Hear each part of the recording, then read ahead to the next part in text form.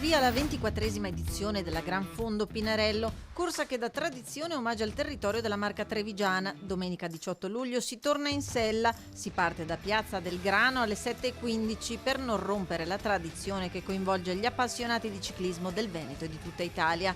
Novità e grandi classici come il Muro di Cadelpoggio, che nel 2019 fu protagonista della cronometro del Giro d'Italia. Si punta a 2000 atleti, iscrizioni ancora aperte per un percorso che si articolerà lungo le colline patrimonio UNESCO su 2 tracciati. Dovevamo farlo l'anno scorso, lo faremo quest'anno, il ritorno un po' alle origini. Nel 1997 facciamo questa salita del Monte Cesen, la recuperiamo quest'anno attraversando comunque tutte le strade della Marca trevigiana, dalle zone del Conegliano, del Prosecco, di Valdobbiadene, attraversando Cadelpoggio, questa salita del Monte Cesen, discesa a Pianezze, a Valdobbiadene, con un rientro al Montello, tutte zone che per i nostri ciclisti è la palestra per eccellenza.